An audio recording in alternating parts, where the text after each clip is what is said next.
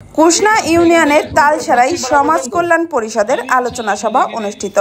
ইমন খানের ভিডিও চিত্রে দেখুন বিস্তারিত।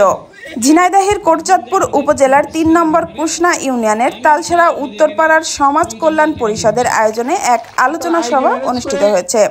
শনিবার ১২ জুলাই বিকেল ৪টায় তালসারা উত্তরপাড়া জামে মসজিদ চত্বরে এ সভা অনুষ্ঠিত হয়।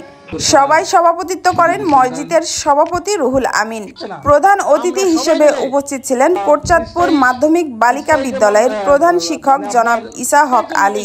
বিশেষ অতিথি হিসেবে উপস্থিত ছিলেন বিশিষ্ট ব্যবসায়ী ও সমাজসেবক আলহাজ মিজানুর রহমান। আলোচনায় আলহাজ মিজানুর রহমান গ্রামের উন্নয়নের বিভিন্ন দিক তুলে ধরেন এবং তালসারা উত্তরপাড়ার কেন্দ্রীয় কবরস্থানের উন্নয়নের জন্য ১ লক্ষ টাকা অনুদানের প্রতিশ্রুতি দেন। তিনি আরও জানান, উত্তরপাড়া থেকে হাজীপাড়া পর্যন্ত একটি রাস্তা নির্মাণের উদ্যোগ নেবেন তিনি নিজেই। বক্তব্যের এক পর্যায়ে তিনি বলেন, আমার গ্রামের কেউ অসুবিধায় পড়লে আমি পাশে থাকব।